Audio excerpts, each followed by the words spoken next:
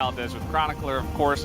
We had Gen G taking the 2-0 earlier tonight over DRX, looking relatively clean there, securing the second spot for playoffs. But now, again about playoffs, LSBㅅ are looking for a 2-0 themselves. This is the big one, because the other one, while an interesting match just to see, because there is a possibility that these two teams will meet each other again in the playoffs, this is the one where we're still in the race for the 6th place of the standings. And if LSBㅅ 2-0 here today, they keep control of their destiny. And otherwise, it's, flip a coin and see where it lands, which has been kind of a common theme in the this split. True. And as you mentioned, right, they're the one team, actually, that still can control their fate. If they win both of the games, they will be able to secure that 6th place spot. But not going to be super easy. They still have DRX as their final match. But we do have the points of the match ready, so let's hop into it for this matchup specifically. Afrika up against LSBㅅ.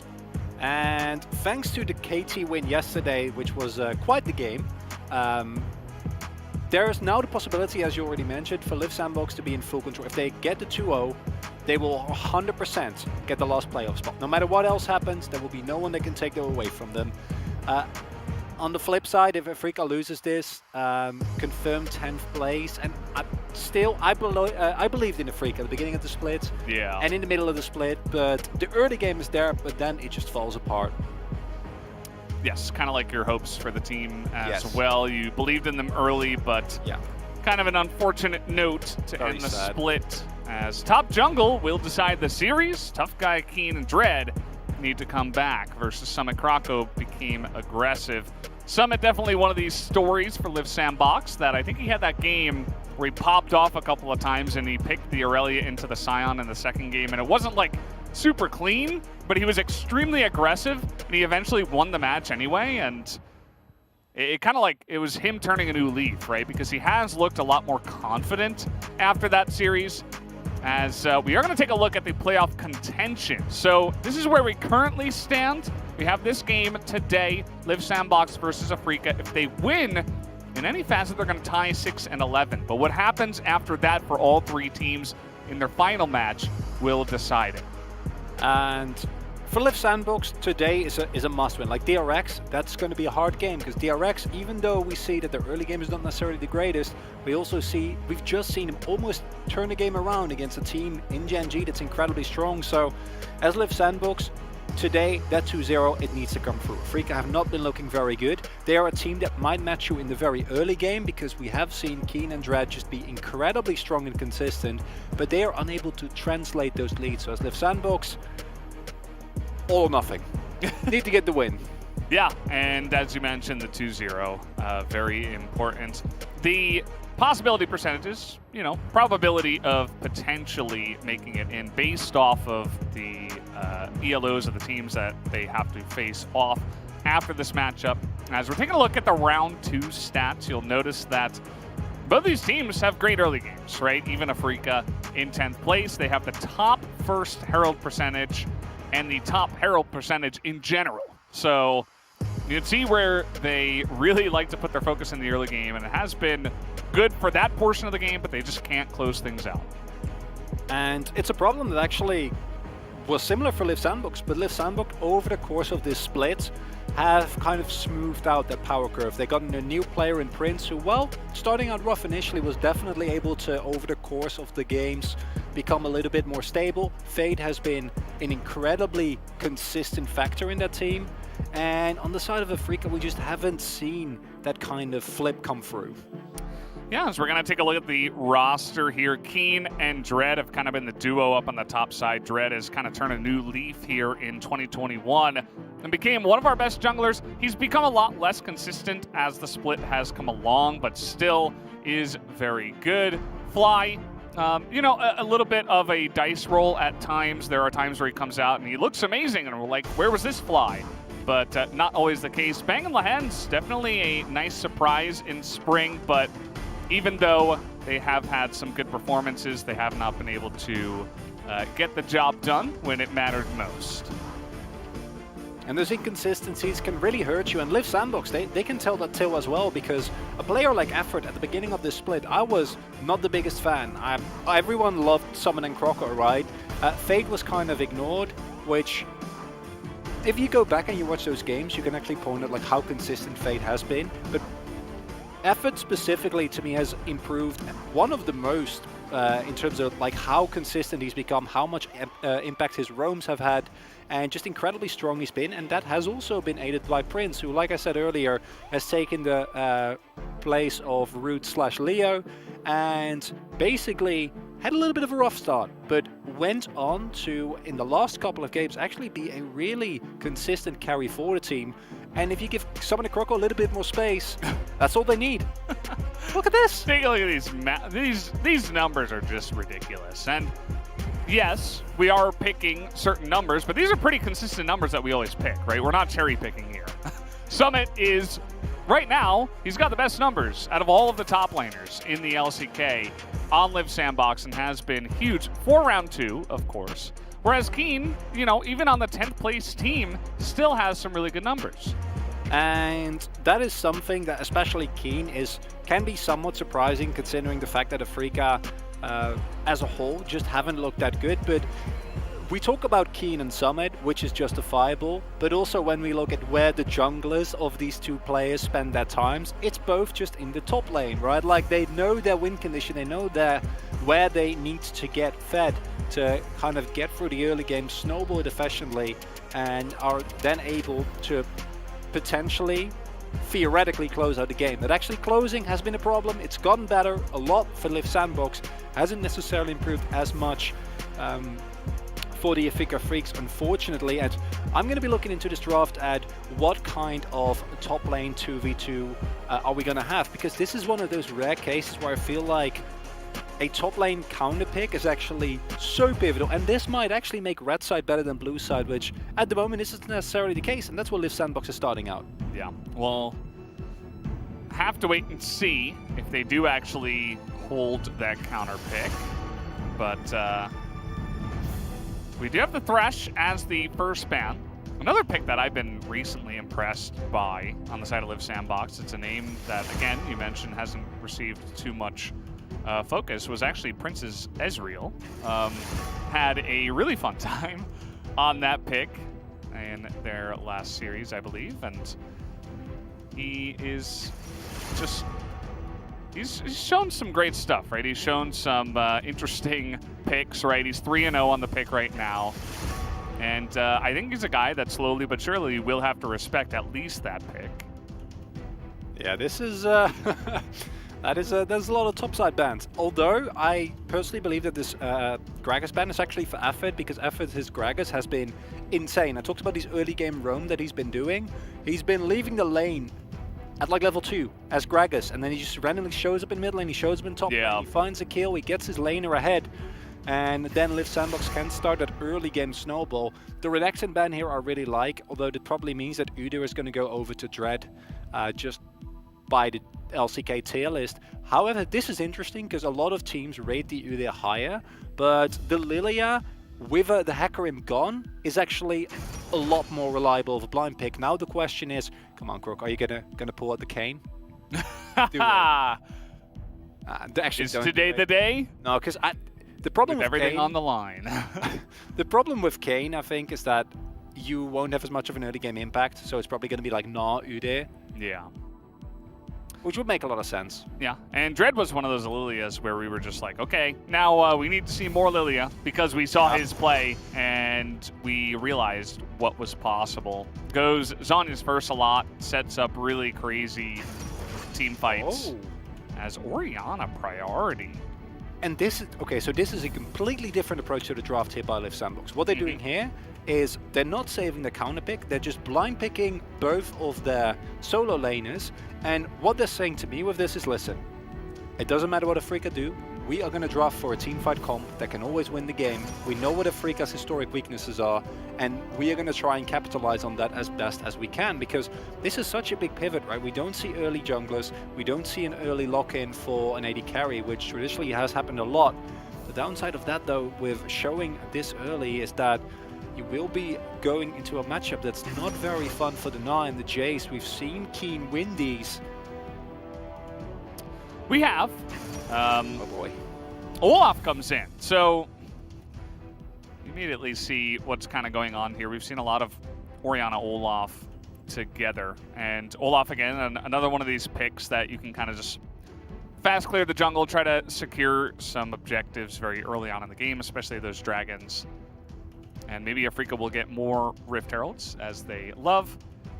But let's see what the bans do come out here now as well, because both junglers picked. We're going to see mid laner banned away from Fly.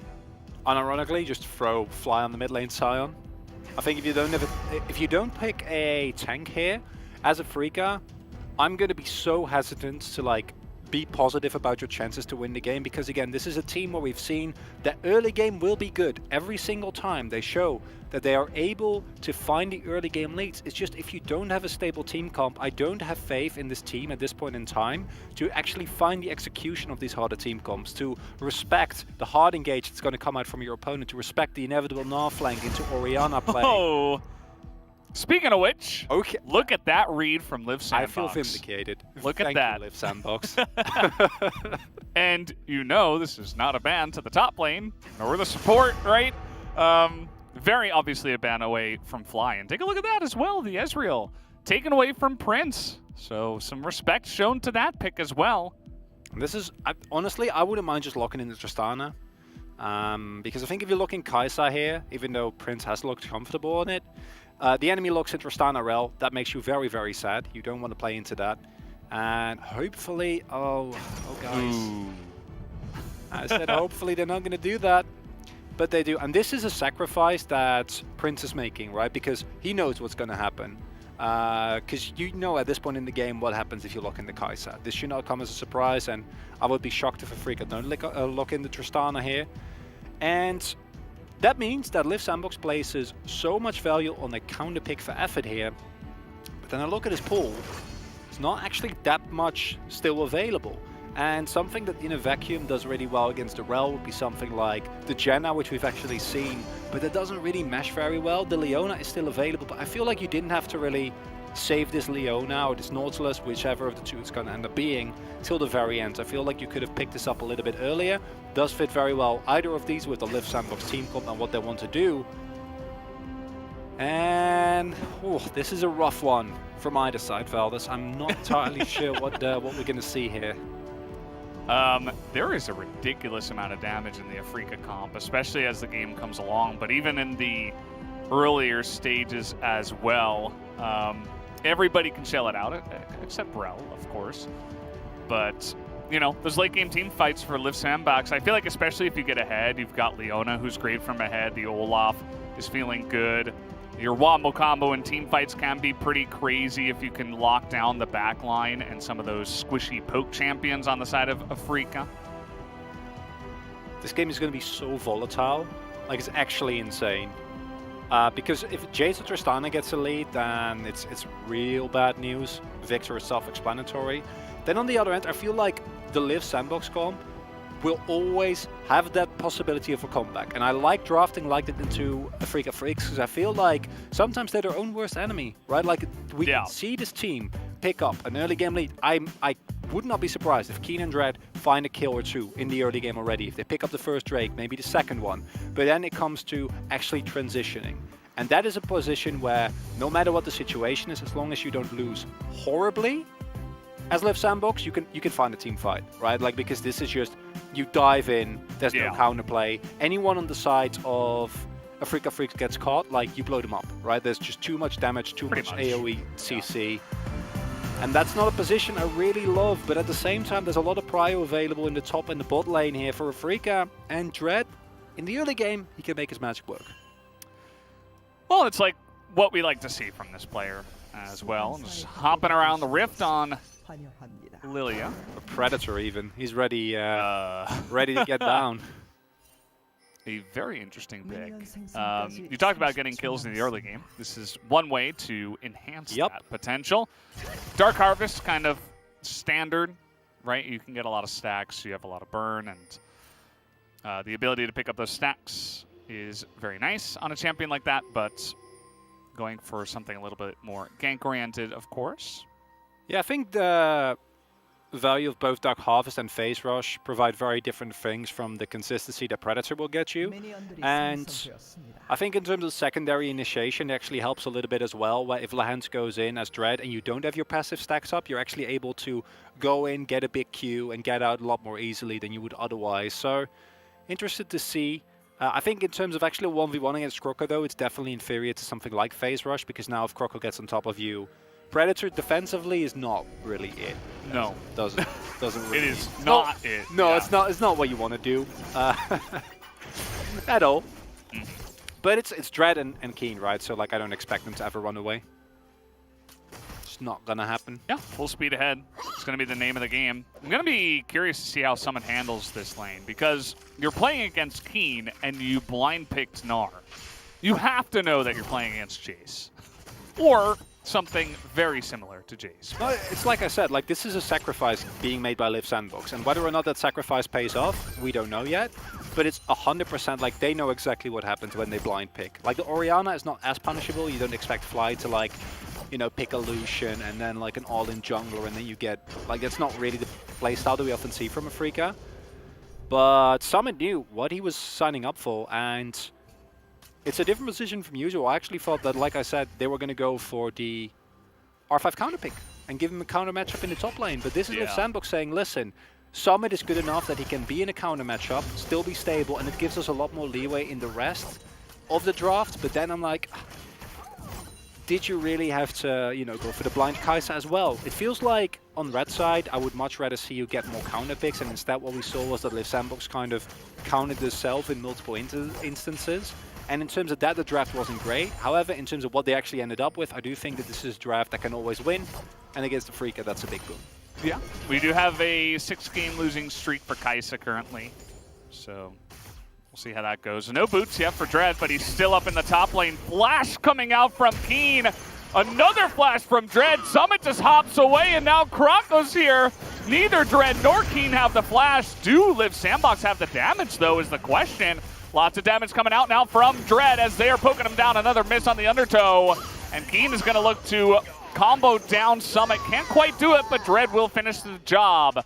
And that is a 2-for-1 in favor of Afrika at the end of it all. We told you, everyone, it was going to be played on the top lane. Early all-ins, 2v2s, and we haven't mentioned it yet. Or it's an all-out brawl. And in the end, I don't feel like either team will get a huge lead of it. Obviously, Afrika is favorable there due to the fact that it's a 2-for-1 trade. But Summit still very much in the game. Him and Keen both are able to get back to the wave. So while this is a good trade for Afrika Freaks, it's not as bad as it could have otherwise been. And just a little bit clunky there. And this is one of the downsides of having the Ghost as opposed to the Flash. If you have Flash here, this is a really easy play. But Croco instead forced to use the Ghost initially just to make sure that Summit stays alive. And then with the nice disengage coming through from Keen, and Dread just sweet spotting those Qs continuously really nicely. You're lucky that Summit gets this kill and that minion provides you vision, right? Because if that last order doesn't come through and it's a 2-for-0, game's looking completely different. 2-for-0 would be insane. Yeah. Keen could just then push on in, get a very comfortable back.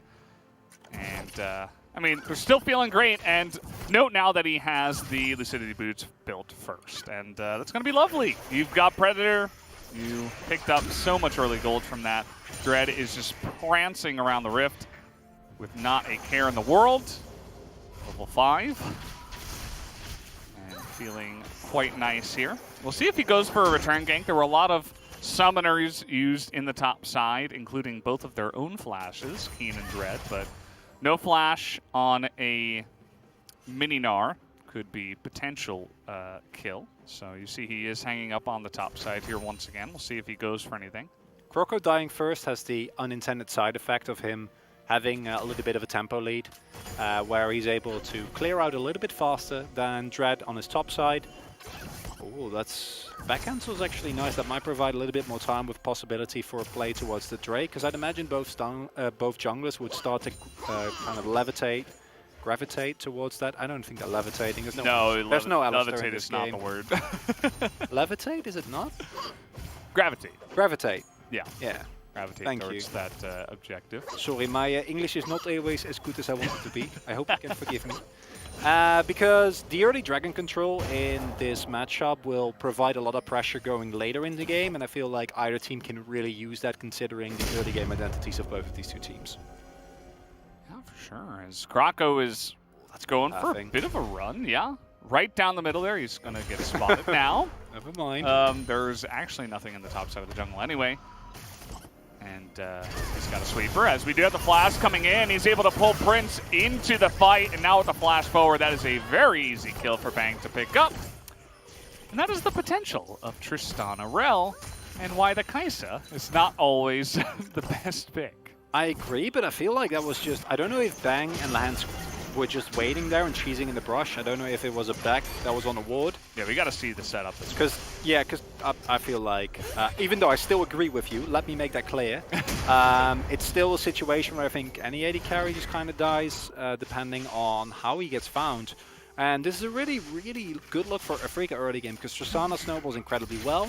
He can possibly turn this into bot side river control, which is what they have done, and that can open up a dragon at a later point in time. However, Afrika, they're starting to build the gold lead, and I want to see them keep this up, right? Because honestly, if you're Afrika, you're going into the game with the mindset of we need to get the biggest possible gold lead in the first 15 minutes, 20 minutes, so that every play we do just works.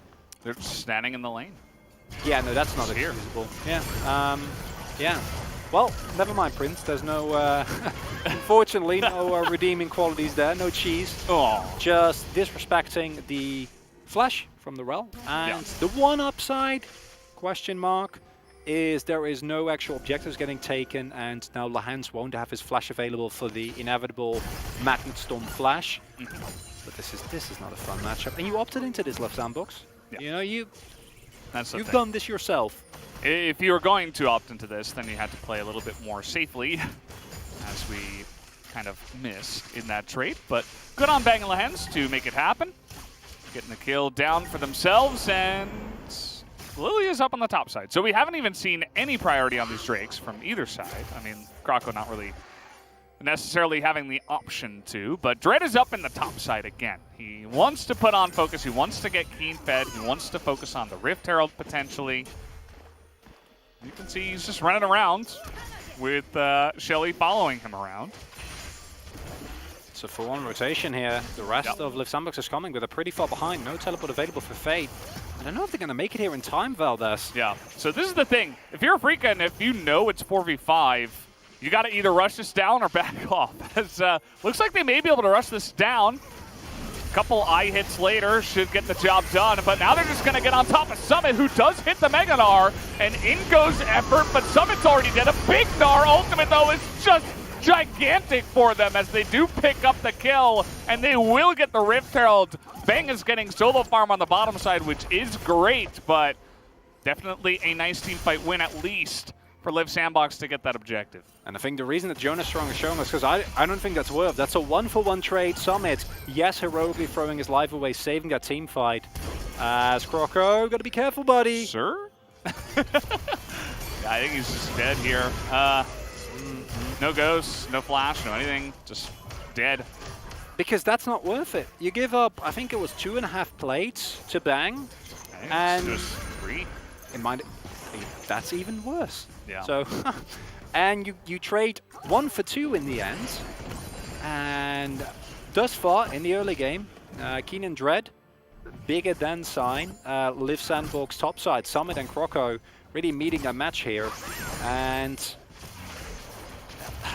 they take too much focus. I understand what they're trying to do, right? They're trying to keep them in close proximity so that you can go for an all-out wipe, because if you actually get all these kills here, like they're trying to set up, it might look completely different. However, with the flash from Dread and Keen and the two of those surviving, the win that you get is not nearly as valuable as it would otherwise be. As Kroko is, he's just a nice guy, you know, he's just trying to freeze for his top laner. He wants to help him out, but pays for that dearly with his life. The one upside is the kill goes to Lahans, but we now see that Afrika Freaks, they are actually a lot stronger than Liv Sandbox here in this early game. It's a 2k gold lead. Every skirmish that they've set up, or every trade has gone their way. So Drake would be great here for Liv Sandbox, because it buys you so much time. Yeah, and, you know, the Mountain Drake, even on its own, would be very nice for Gnar, Olaf, Leona. Even the Orianna can build some defensive items. But actually go for it, guys. Yeah, you know, they're not... they're not going for it. It looks like they want to drop down the Rift Herald tier first, potentially. As Olaf is down on the bottom side. I don't think they're thinking they can just pick up a straight-up kill onto the Tristana. And now here comes Lehends and Dread. They're actually looking for a fight here, as a lot of damage does go down onto the Rel. Lehends has to hop the wall. Ragnarok also popped. Olaf on the run. The Solar Flare comes out just to save his life. And now, as Afreeca, you have effectively zoned away the enemy jungler. And now the question is how much Summit can get out of this, because he will be able to pick up a couple of free plates on top side. And considering that the teleport was there, I think Liv Sandbox could have rushed it. I feel like, especially with Kai'Sa, Olaf in the early game, like if they just dogpile onto the dragon immediately, they might get away with it, but they're possibly not aware of the back timers of Afreeca, thinking we don't actually have vision, and they play very respectful, which, considering the state of the game, I kind of get. Oh, this is good cheese. Oh, never mind. Not aged long enough. Could have ended up being a craft single. Yeah, listen, could have been a finely aged cheddar or Gouda, or Gouda, as you know. Yes. I'd like to say. We might have a dead Kroko here once again. No Ragnarok available. Just going to get zapped down. Not before they get a couple of plates, at least. But still, a nice kill. Go in the way of Afreeca, and they're getting even more plates here. Keen with a push up on the top side, as they're really desperately trying to stack up their early lead. It's almost as if Afreeca know as well that they want to push their early leads as much as possible. As this is just straight up domination up on the top side now, kind of to be expected at this point with the Eclipse stun. Honestly, in every lane, with the exception of Fate, who has, as per usual, been just a incredibly stable mainstay for the Liv Sandbox roster, they're just getting shoved in every lane. And again, you're not supposed to get counterpicked in multiple lanes on red side. Yeah. Right? Like, as blue side, that's allowed because you'll get the power picks, but you'll, you know, maybe find some unfavorable matchups. But right now, Liv Sandbox are in a position where they gave up their early solo laners really early. The Orianna, completely fine, but the Gnar into Keen is somewhat of a sign of disrespect. However, and I hate that I have to say this, Valdez, but I don't believe this game is over until the Nexus has fallen. And I'm not going to call it that. Yeah.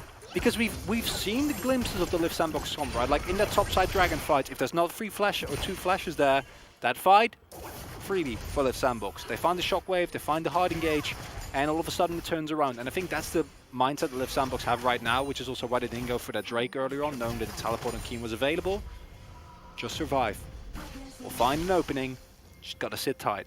They still have incredible wombo combo in team fights, so at the end of the day, Kroko again in a weird spot, but might be okay here. He's not even going to have to pop his Ragnarok, so I would walks away. I would propose that we don't give Dread Lilia anymore when the Hecarim is banned away. No. I know. Listen, it's a controversial statement, but I stand by it. I would tend to agree with you, yeah.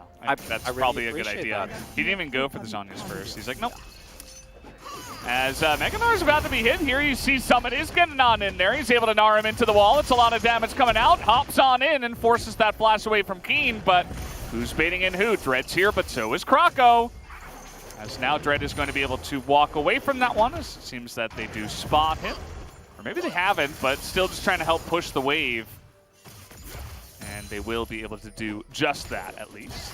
They know something's up. Oh boy, here we go again. Prince in a really rough spot. Hops in once again, tries to ult for the shield, and also uses his heal, but it is not going to happen. Welcome to Tristana versus Kai'Sa. As once again, we got another fight up on the top side, trying to get the kill on Akeem, but he can't. Looking very desperate at that point. Now Fate has to flash away as he was trying to help out with his own teleport. Lands the bowling ball onto Fate as we could have some more huge burst damage coming out. And that's going to be Fly and Dread putting their heads together to pick up yet another kill. So now we have the supports up on the top side. Does this snowball ever end is the question, as Dread is going to help pick up another kill. Does go the way of Lehends, but now we've got Summit as well, trapped underneath the turret in Mini Gnar form. A very easy tank up, and that is 4 kills in a row. I think actually 5, including Prince down on the bottom side. A moment of silence is all that was necessary there, Valdez, because this is LIV Sandbox just utterly crumbling. Yes, Afreeca have a strong early game, but I'm starting to feel like LIV Sandbox, they're just kind of getting in their own head. They're making incredibly desperate plays. The fact that Croco runs through that, trying to trade his life 1-for-1 in a situation where it doesn't get you anything right. Going in again and again and again. Everyone on LIV Sandbox looking for these kills. Prince for the second time disrespecting, getting Bang more and more fed. And this is such a hard game to cast. Because if you just come in and you see this, you're like, this is free for Afreeca, right? But we've seen every single match this split, and we've seen teams be in this position before. And still, you're scared to call it here, which normally shouldn't be the case because Afreeca's playing this super well, right? Like, they're pushing their leads. Bang, knowing the limits of his champion, knowing how well that Tristana works into that Kai'Sa, has been working out great. Despite the cheese that was found by Summit there early on the top side, Croco just... yeah, like I said, that's tail. He missed the first undertow. Otherwise he could have killed him. Yeah. And it would have been a 1-for-1 trade, which I still don't agree with. And yeah, well then Dread just... that is... and efforts like, here, take me too. Yeah, and like, I kind of get it, right? Because as effort, you're like, maybe with Summit, with CC, we can like do something. Summit plays it as well as you mechanically can, and this is legitimately, this is the story of this game, right? Like, Summit almost finds a solo kill, he gets the flash out of Jace, but then the rest of his team just crumbles under the pressure. And LIV Sandbox, I feel like you have hit your item spike on Orianna as well. Get one item, everyone. Just start grouping and see what you can do, because you have a Tristana with a 2k gold lead, and as a whole, the map is quickly slipping away with you. This Cloud Soul is a little bit of like good news, I guess. Question mark. I suppose so. Although Afreeca now with the 2 first Drakes should be able to take that pretty easily, and I mean, your comp can use a bit of that as well. Close in really nicely after landing some ultimates as well. They're going to get the second Rift Herald for free. And this is really the test for Afreeca as well. You know, you've got another early game lead. How about this time? Is this the game where you make it happen? And they did recently take a win in a game over T1. So they have proven that at least they can make it happen from time to time, even against great teams. You know what Afreeca is? They're a team that's like the bad boy in the movies, and you know you shouldn't trust them because they're going to break your heart. But maybe this time they've changed. You know, maybe you've changed them. And legitimately it's possible, because the reason why I've been such a fan of Afreeca since the beginning of the split is because this early game has, not to this extent, but generally has been there throughout the entirety of this season. And that's why it's so heartbreaking to see them basically beat themselves every single time, because they get these leads and look at how well they push them consistently. They have all the Drakes. They got the, they missed out on one Herald, but got the other one, which was the important one, and they traded really well macro-wise. And still, we're holding our breaths, right? We're hesitant to call this one, but don't forget, if LIV Sandbox don't get this 2-0, all of a sudden, playoffs not in their hands anymore. Yeah. Again, LIV Sandbox, if they get 2 2-0s, then, and only then, do they 100% make it a playoffs no matter what KT and Noam should do. If they win 2-1, then it gets interesting, right? There are other scenarios. We could have 3-way ties and all sorts of fun stuff like that. Again, Noam seems still have the best chance just because of their final matchup. It is going to be against Fred Brion, whereas LIV Sandbox have to play against DRX, which is arguably a stronger matchup. And of course, KT have Tom on Kia. And the push is coming in here big. Afreeca really trying to push their edge here from the early game. That is a really nice solar flare. Are we going in is a question. Huge wombo combo comes in, and they get the damage done that they needed to, although Croco is going to die. And this is a massive ultimate coming in now from Croco. And Bang is just going to clean up everybody. I said Croco, I meant Dread. He gets a huge play here. As now Bang is just going to clean up everybody, and Afreeca are able to turn it around. And that's why we're hesitant to call this one over, because LIV Sandbox almost find the angle, they almost find the turnaround with a really good team fight. But then Dread, unbelievable what he was able to do there on the Lilia. He's been involved with so many of these kills throughout the entirety of this game, and if he doesn't find that sleep, that fight is over. You lose that fight, you fall into the same old trap, your mental's broken, and you might lose this game. Instead, they take the fight, Ben gets even more fed, doesn't give up a shutdown, and all of a sudden, I'm starting to believe again, Valdez. Yeah, Nefert sets it up nicely. It's looking really, you know, straightforward, but then watch Dread here. Oh my god. Oh, you see the core, like Bang knows the moment that happens, he goes in, Prince blows up to the side. With that, I think that final order wasn't even necessary. Another key thing there is, I think Bang has received a lot of criticism over this split, specifically because he's been in fed positions before, but then he's not able to play it out. This time though, the moment that Gnar comes in, immediate buster shot away. He sees the opportunity to go for the kill once that sleep comes through. And if they're able to keep this up, I think we might see Freaka take it. Again, in a normal situation, this one should be oh boy. Listen. Oh, I didn't do the anti-curse for the second series. You didn't do it. I only did it for the first one. This is on you. Yeah, my bad. Sorry, guys. It's my fault. Who's the one that caught me out here? Who's the player? I mean, looks like it's Fly. I don't know, man. He's got a little smirk on his face. Everybody's laughing over here. It's definitely Fly, as nobody over here is laughing. No. Not a very happy situation. And it's easy to look at Live Sandbox and go like, hey, you know, what are we doing? Why are we having such a rough time? But don't forget, for Live Sandbox, they've had a really rough split. Imagine being able to keep your playoff chances in your own hands, and you know you're playing up against a team which stylistically is a weirdly bad matchup for you, just because you're relying on the early game, and you have a better early game than most LCK teams.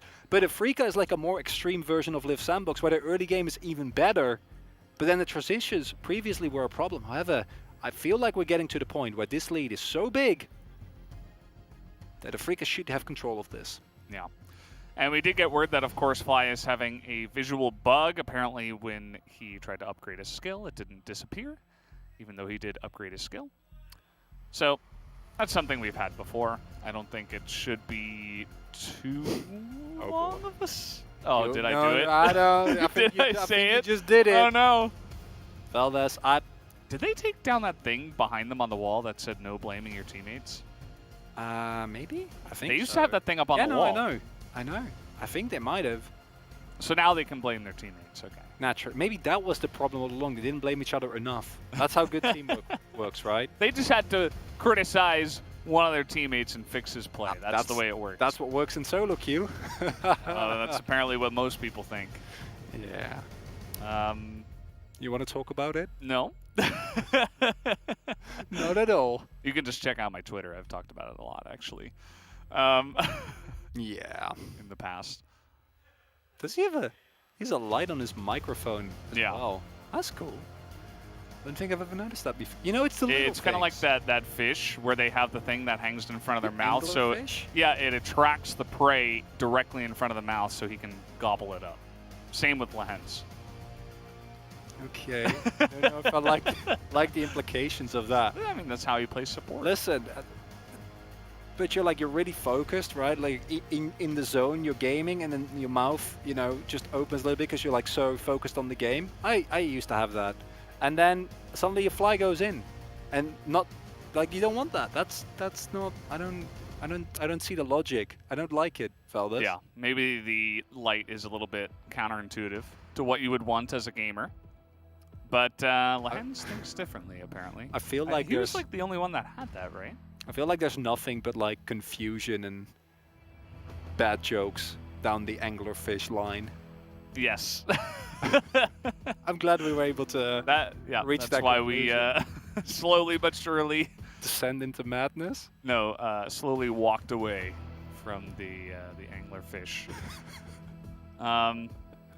As it looks like the game's live. I see someone's playing there in the background. Okay, there we go. We're back in the game. As I believe that was Krako. He was killing the wolves. Really? Doesn't even get it. Oh, that's a tilt. See the enemy jungler, like you're not going to outsmite the enemy jungler with your shockwave. Yeah, you say that, but I Most still of the time. do it, okay? With Paddlestar. Yes. Yeah, so Paddlestar is a little bit different. No. No. Well. Oh my god. I mean, it's also like not an ultimate, which I think is great. And this is, if you needed a signal that says Live Sandbox is not planning to play the game for like the next 5 minutes, that was it. That wasn't a shockwave. That was a signal to everyone that Live Sandbox, they're going to turtle. And can't blame him, because I think that's your only win condition here. Turtle up. Hope you can find another one of the team fights. Hope you can, you know, maybe get rid of Dread this time before he Lilias all over you and find your way back into this game. He has his 3 items already. Yeah. Stopwatch is Zhonya's. They're one and the same. And he's got that for now. So, you know, with the double mask and the Zhonya's, the stopwatch in this case, he can basically do everything he needs to do in these team fights. And he's also got the Predator, so he's going to have perfect positioning, most likely, for any kind of team fight that happens, as Jonah Strong is pointing out the jungle level difference, 3 levels right now. Krako not having a very fun game. This is kind of what happens when you're Olaf from behind. I don't know how I would feel if all it took for a freak out to like become the team I know they could be was to get knocked out of playoffs. That would make me very sad. Sometimes when there's no pressure, you play the best. And that can be said for many games, many scenarios. That's true. We've seen it a lot as well. And yeah, I mean, it does feel unfortunate, but at the same time, they could potentially avoid the 10th place. So they're still fighting for that at least in Afrika's stance. Oh, okay, you guys got to clear the ward. Lahens is like, I'm not taking the gold. Oh, they have a flank there. Oh, fly. Oh, they could take... I don't know, though. Okay, so they should see them doing the Baron here. They have that ward. That's C-Bang here, the knockup. And yeah, there goes the Baron. Okay. Teleport committed to, and that's Mininar. So as Live Sandbox, I think you're running here, actually. You're not actually trying to fight this, yes. Run away. Afrika take the Baron for free. And they actually get some bonus stuff, such as Ghost, Effort's Flash, and also Summit's TP. There's a reason why we leave the DRX brushes to DRX. It's because you actually need to execute on it. And there, I think they were a little bit hesitant to pull the trigger on Fly, which makes sense, because what happens? You shockwave, he flashes, they know you're there, they collapse on you and you lose. The only way that works is like if Fly gets close to the brush, and then I guess you kill them. And then you can try and go from there, but it's a level 16 Victor with a stopwatch and a flash and a cosmic drive all available. I'm hesitant to say it, Valdez, but I'm starting to feel like this has become an insurmountable lead for Afrika Freaks. Yeah, it does feel that way. As we do have the teleport, though, coming in. They have secured the kill onto Keen, and now Dread is in a really awkward spot. He does have flash, though. I should not be using that.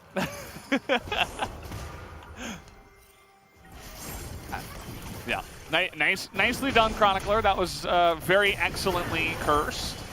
There's no way that, like, in 26 minutes of gameplay, the one time I say something positive about a free... I don't... Come on. It's a thing. Come on, man. It's definitely a thing. Afrika, they're still fine, right? They're still completely fine. Still got the push. They're probably still going to take this game. That's the way this goes. Okay, Bang. Yeah, he really just wanted to kill this turret as fast as possible. Clearly. Respect that. Yeah. Fate's nowhere near is shoving the turret into the tower, but I think they can just end there if they're not careful. They need this Orianna to be here. Teleport coming through. Fate is coming in. They're kiting down Lahens. He is going to have to flash away, and there we go. Bowling ball lands, and that is a big sleep picked up, and Effort will just die as they do take the Rel away. But at this point, Afrika, with the Baron buff, they're taking down the whole base. 2 inhibitors down already. And will they go for the end is the real question. They've got a level 16 Tristana, but not going to push the issue. They're going to play it safe. And that's probably for the best here if you are Afrika. Yeah, I This one is on me, everyone. I'm very sorry. Unironically, though, what we see there is an attempt to push in the side lanes, make use of the Baron pressure, which is understandable, but with the lack of vision, I think the teleport play would have been as big a problem for you there. Dread, yet again, look at the amount of damage this man does. That's I think one more Boding Ball. Yeah, look at that. And there's just like a quarter of Prince's health immediately gone. And Dread has been the definitive carry here. But Bang has been making a case for himself as well. Now is the GA available so he can jump forward with impunity. The Soul is 100% going to go to Freaka. No way that Liv Sandbox can make that work. And Liv Sandbox, the only thing that wins you this game right now, or even not even win, that's way too generous, that keeps you in this game is the perfect 100-0 wombo combo. Mega Gnar into Warriorana ultimate can be set up by effort, can be set up by Summit finding a flank. That's what you need. If you don't find that, you will not win a team fight. The deficit is too big. And Afrika, it looks like they might be playing spoiler here for Liv Sandbox, who are desperately trying to keep their control of their own fate. Yeah, Afrika looking pretty good. Start off today. Looking to close this one out. They only have one inhibitor left down on the bottom side. The poke is really insane from the side of Afrika at this point in time. Jace, the Lilia, the Victor. Prince is going to have to come up to the top side, take down the wave. And that should make this push a little bit easier down here in the bottom lane for Afrika. It's a double stack super minion that you need to take care of. Can't really let that one just run amok. And your top side, yeah, that poke, you mentioned it already. Afrika Freaks making great use of that. Fly at this point also having disgustingly strong poke. 1 or 2 orders from Bang also constitutes a necessitated back. This might be the Hail Mary hold here for Liv Sandbox. Afrika, they're looking to close this one out as the inhibitor will go down. Gotta wait for these super minions to push in as the poke is enough. I feel like as Afrika you could just literally stand here and just poke him out, and that should be good enough. I mean, the Chaos Storm gonna push Fate back.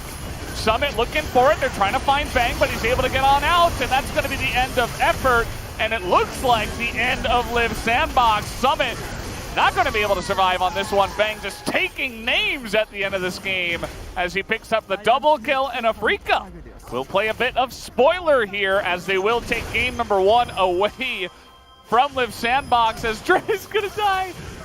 And the Nexus does go down as they successfully kill their ally as well. Afrika clearly having a lot of fun.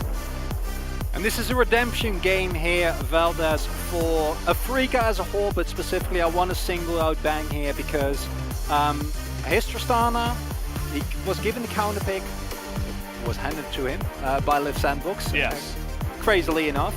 But he made such great use of it, and this is the form that I have wanted to see from this team since the start, because every single time they get these early game leads, and here you see, they respect their opponents.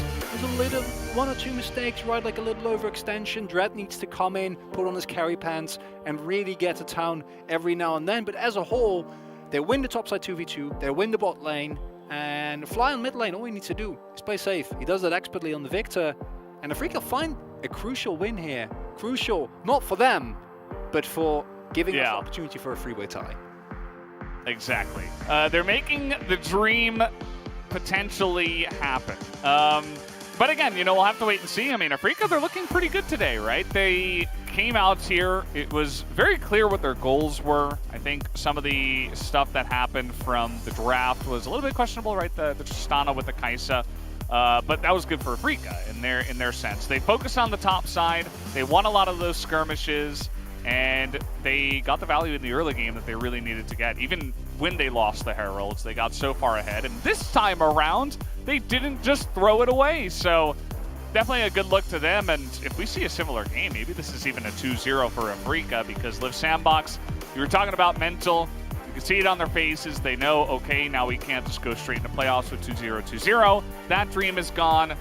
We still got to try to play, but it's not going to be easy because Afrika have shown up tonight. And the interesting thing is, stylistically, as I said, these two teams basically play the same style, right? They don't play around the bot lane, even though, yes, Bang got unreasonably fed this game and played it out really, really well. Traditionally, that's not how Afrika wins. It's about the top side, and Dread and Keen, which is way better. Yeah, as we do have the post-game breakdown ready, we can take a look at some of the nice numbers. Jace always going to have a fun time. And yeah, pretty much straight up domination. There was never even a moment on that goal difference graph where we saw Live Sandbox really making a comeback. We need to start, or rather stop blinding Kai'Sa when Tristana is open. Yeah. Because that was not the one problem with this game. The problem was Afrika just straight up played better, right? Like they played the early game better, but crucially for this team, they played the subsequent rest of the game better as well. They got the objectives, they found the angles, they kept everyone alive, and they made it work in the end. Afrika finally get a solid game going here. They pick up the first one against Live Sandbox. We'll see how game number 2 goes after a quick commercial break.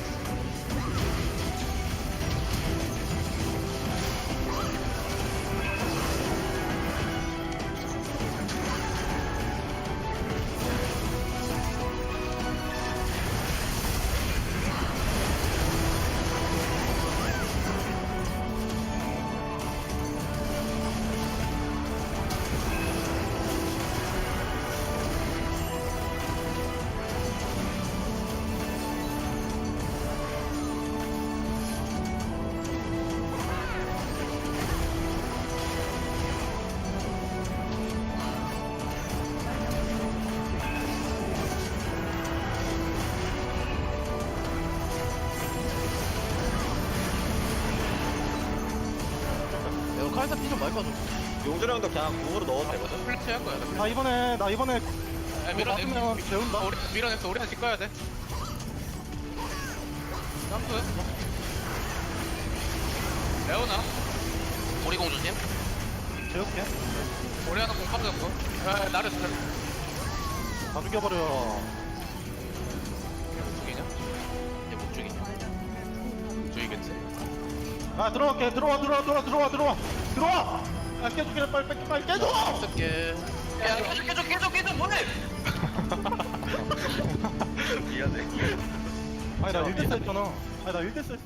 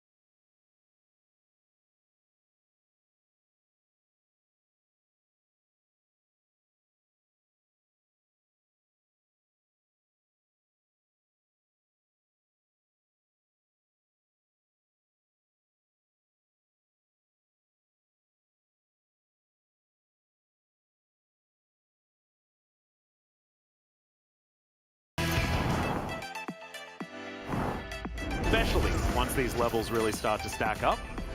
And we'll see whether Clid can actually get towards that backline, whether... Oh, okay, Canyon looking to decide it for himself as BDD has to flash to get out of the fight, but it's just front to back, and it's beautiful for Dom1 Kia in an instant. Gen.G are obliterated, and Ruler, supercharges to try and stay invisible, but that's the ace, and wait, this just could be the game. It could be the game.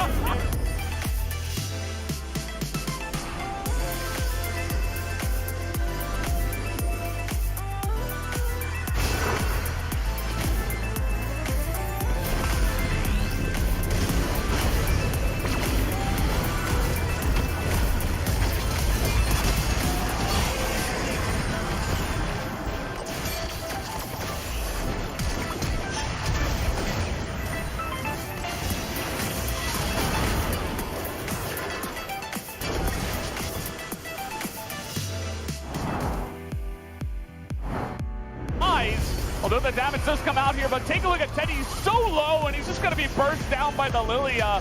Do they have the damage, though? Clutch is actually in that back line, and Faker stays alive for the entire time. All the other carries on the side of DRX do go down. Really nice stopwatch, though, from Pyosik staying alive. This is such a close fight, and Faker's going to take it down in the end with a double kill, as T1 will pick up the ace.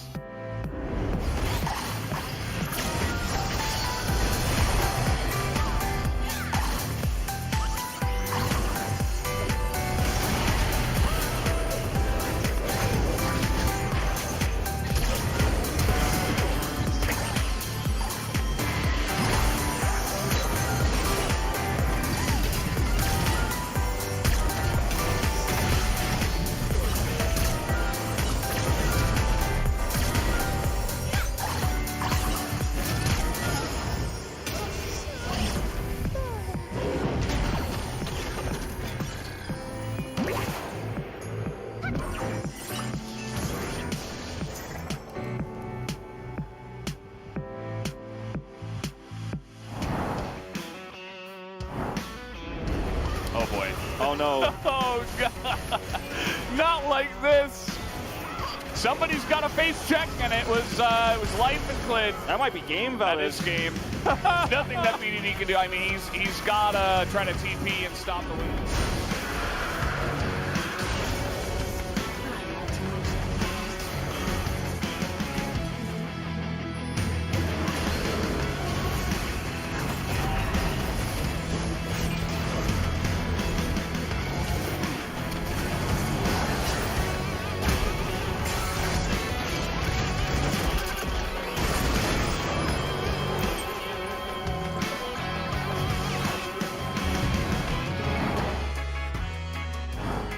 Actually there, okay. And Oh, Showmaker going to find some bombs here onto Pyosik, who does have to get out. There's the flash forward. Can the clock slam? Oh no, Pyosik has to just watch himself fall down. No, the bomb is chasing him. It's picking. Oh my god, it got the kill. The scariest little raptor of all time.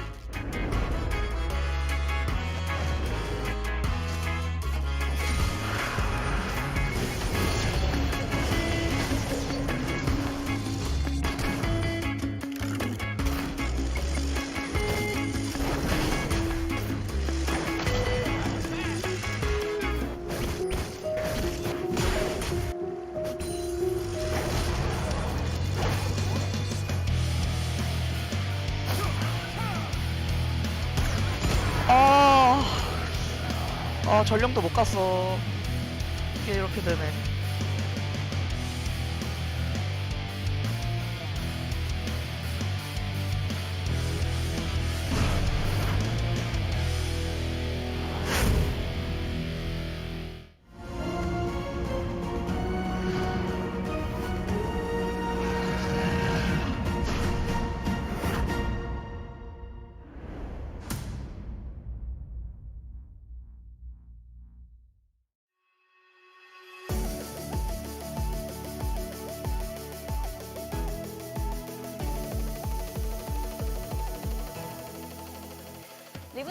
Welcome back everybody to the LCK analyst desk. Leap Sandbox had to pick up a 2-0 win in order to decide their playoff destiny. However, with this win picked up by Africa Fricks, there's no way for them to decide their own destiny of the postseason. And looking at the draft, I think both teams focused on their top side. Leap Sandbox for sure have a very top side. Sonar and Orianna was blind picked in the first rotation, but not many teams actually do this because the opponents can easily counter the solo laners. I think the orders of the picks that Leap Sandbox had was not really on point, because even though they did take a strong lane pick, they all got countered and they didn't have any lane priority. I think Leap Sandbox should have let Summit to take the counter pick with the R5 lock-in. As Kuro mentioned about the top side, I want to focus down on the bottom duo. Leap Sandbox actually played Israel a lot up against Tristana and Rel. However, Africa Fricks, they target banned that card, which was super effective to shut down one of the impossible strategy of Prince. So Africa Fricks was able to counter the bottom lane champion pick as well. So in general, Africa Fricks had a very comfortable draft up against LSBㅅ Sandbox 1. Because two teams were focusing on the top side of the map, we had a very huge team fight breaking out around the first Herald. And we could see the amount of desperation from Summit. So let's take a look at this replay. Africa Fricks had vision of the Olaf's undertow. And then all of the LSBㅅ Sandbox members rotated to Herald, whereas Trusana continued to push. So Olaf and Nar tried to buy time to force 4-on-5 team fight. If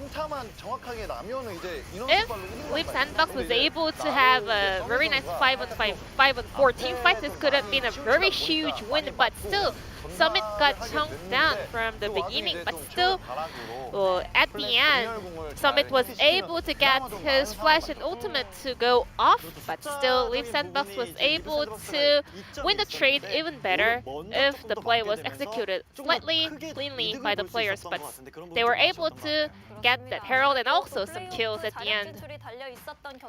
Because this was a decider series for LSBㅅ Sandbox Playoff Destiny, they were looking very desperate, but still Africa Fricks also wanted to find a breakthrough to end their split on a good note. And we always mentioned Africa Fricks is something else before the 25-minute mark of the game. So all of the side lane were in favor of Africa Fricks solo laners. Keen and Fly were both able to push the wave, and Africa Fricks was able to take the other turret on the mid lane. So Africa Fricks, they were trying to push the issue forward and then decided not to. So LSBㅅ Sandbox really wanted to punish their overstay. So effort goes in and Nar also jumps in, but Bang was able to push Nar away very effectively, which means Summit was not able to find that Nar angle, and then Dread goes back in for a fantastic re-engage. You know, Africa Fricks, they are a very strong team. Before they hit the 25-minute mark of the game, you have to be aware of that. And to be honest, I think all of the players are really on point, especially Dread and Bang today. Even though they cannot make it to the playoffs, I think they have nothing to lose. I think that actually made them feel even more confident about the series tonight. With this win, going over to Africa Fricks, the POG will be picked up by Dread on Lilia. 6-1-10 KDA at the end of the fountain dive. He was biting the dust, and we could hear from the mic check that I did die once in this game, but still Dread was getting all the job done in the early game, and still he didn't die till the very end. He was having a sustained amount of damage in this 2v2 skirmish. Nar can actually lane up against Chase after he gets that Ninja Tabi, but he was not able to hit that kind of a level of sustainability because Dread was there to pick up 2 kills early on. Dread was a menace for LSBㅅ Sandbox for sure in this game, and I think he was super focused in this game in general. I think today he was just playing perfectly, and 8 for 9 votes was secured by Dread, and as Kuro mentioned, Bang and Dread have been performing super well today, so he was able to get 1 vote, maybe from Jonah Strong. Africa Fricks is trying to end the split on a very good note, so let's find out whether they can end their losing streak. Thank you so much, G-Sun, once again for the wonderful translation there of the analyst desk. As 8 out of 9 does go to Dread. I believe that was, in fact, Jonah Strong, as he is the first observer, but we'll never know 100%, as Bang did have a great game as well. But either way, that's just overall a really good look from Africa.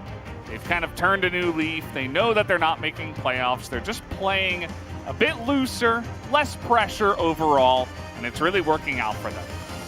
Listen, if we can make fun of me for not voting for the obvious POG, then I feel like everyone is fair game, okay? Dread literally like starting from the first skirmish, took that team on its back. All jokes aside, I think that's what we're going to have to see in the next series as well. As you can see, some of them Crocodile, they know the pressure that is on them because there were two culprits in that last game. It was Dread just stomping the top side unrelentingly, and then the other one was the draft. I do not want to see a blind pick Gnar and Orianna again. You're going to get punished. A blind pick Kai'Sa.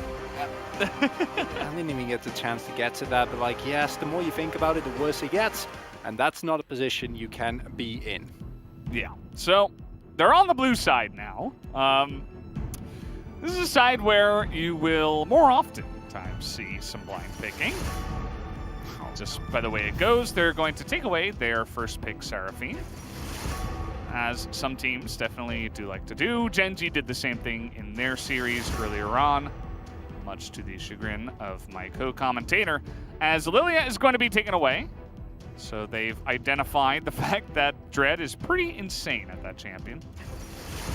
Which I wouldn't have minded if they saved it till last ban. Maybe trying to see if Afrika goes for, or doesn't go for a Hecarim ban, because then you lock in the Hecarim, right? But Afrika's going to wait till the very end. And now we probably will have an Udyr pick up here for Croco. His Udyr has actually been good. He is one of the players that utilizes it well. It's not a situation where the Udyr gets picked and then he does nothing and you just feel kind of sad and upset and nothing ever really gets done. You know, a moment of silence. I heard the collective groan from the Korean cast as well. Blind pick Gnar did not work out for you in game number 1. It doesn't matter if you ban the Renekton. Listen, if they... Yes, Dread doesn't have Lilia. If they lock in Kai'Sa on the next rotation... I don't know, Valdez. Well, you know one thing. Listen, maybe they're not making plans. It's I'm gonna go there. It's just no, don't do it. Come on, man. Yeah. And it's, listen, in a vacuum, it makes sense. If it works at the first game, even though it's not great, sure. But you've literally been punished for this exact thing, right? Like, yes, that matchup gets somewhat playable once you get your tabbies. Yes, you have all-in pressure, sure. I get it, but you've seen that you will get punished by Dread and Keen. It's also Keen's Jace. Yeah. Right? I mean, the guy is insane on this one pick that is really awesome into your blind pick. So I think in general that should just kind of turn down the priority on that pick a bunch. What about Irelia? Right, I can see Keen lock that in. Like, that wouldn't surprise me though either. Yeah. Honestly, if they lock in the Kai'Sa here. Oh my god. There you go. There you go, Ezreal. Okay. Okay. Oh, Valdez. Prince gets his Ezreal. Oh, we're saved. Oh my god. 83% win rate. Listen, I was expecting it so much. This is a really interesting pick here, because this basically is saying that no matter what, the Ezreal's not going to be able to punish us. And the Sivir can be either the lethal tempo Sivir or it can be the more aggressive Sivir, as they're not going to go for it. Just going to pick up Rel or no Jinx. I don't love that. Jinx is something that if it gets into a really late game scenario and it's kind of like an all-in fight, maybe you can shut down the Ezreal if you do more consistent damage. But you ban Tahm Kench here and then you have a Jinx with no peel. Yes. Oh, rather, in a vacuum, yes. Rather, that's what I expect will happen. However, we've seen that these drafts, Valdez, are a roller coaster for anyone really, but specifically for me as... Yeah, okay, listen. Orianna. The fact that the Ezreal's picked up at least tells me that LSBㅣ Sandbox have learned, and I'm willing to give them a little bit more the benefit of the doubt. I still think that this Gnar blind pick is not the way. I'm not loving it. I'm not a fan. I don't want to see it again. But they have decided that that's the way they want to go. And unironically, the Gnar wasn't the problem, right? It wasn't the solution, but Summit actually decently well. Like, he was the one who played well. It's more the rest of them are crumbling. And with them securing a better matchup in the bot lane here, one where presumably they won't get all in. Please ban the Kench, by the way.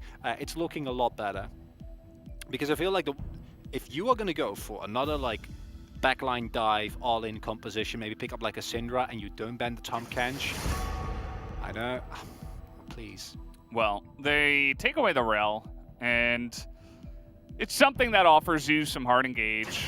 I thought maybe they would ban the Victor if they weren't going to ban fair the enough. Tahm Kench, just because. Maybe they listen. Maybe they won't pick it, right? Like Afrika, honestly, putting the hands on something like a Kench doesn't feel great, is what I think. But if anyone has seen a T1 game where Carrier literally got player of the game because Kench was so insane, and I don't know how to feel about this. Now, you can combo the Ezreal with something that might provide you with a lot of prio. The Gragas is a kind of a different approach where you do have a lot of all-in potential, you still get the utility and the power, and I think Gragas is actually a really good pick into Jinx. The displacement is super hard for it to deal with. The same can be said for Dread and for Victor. So this Gragas pick is actually a smash hit.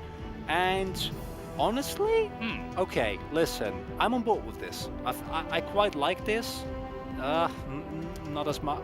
Listen, if you pick Chronicler, it's fine. We have 5 picks in the mid lane in the LCK. Okay, I'm sorry that they're not gonna pick. They're not gonna pick.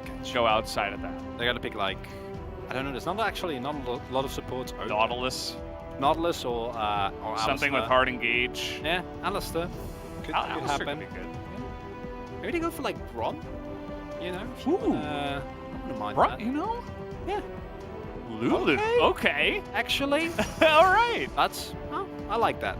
You know, it's not quite Tahm Kench. I think the Tahm Kench into the Live Sandbox combo is just insane. But what the Lulu does provide you is a lot more pressure in the lane, right? However, the one thing that is somewhat of a threat is that I think if Croco visits, Effort Gragas has been insanely good throughout basically ever since he started picking it up. And you are, without a Kench, super vulnerable to the hard engage coming out from Effort, which is where he's excelled the most. Prince is also on a comfortable carry. But if I look at this game, you know what I'm seeing, Veldas? I'm still seeing who wins the early 2v2. That's all that matters. And I think, yet again, it's going to be Afrika. That is sometimes all that matters, Mao. And, Chronicler, rather. And you know what? It's kind of all that mattered in the first game. So, can Afrika win the early game hard once again and get their top lane so far ahead that maybe even the bottom side of the map doesn't even matter as much? We'll have to wait and see, as they do have the pieces to do it here once again. We were talking in between the break about Fly's Victor, how, you know, you can't really punish that. Fly was just able to sit back, and he has been a weak spot from time to time here for Afrika, but he just kind of sailed through in game 1. I think he can kind of do the same thing here in game 2.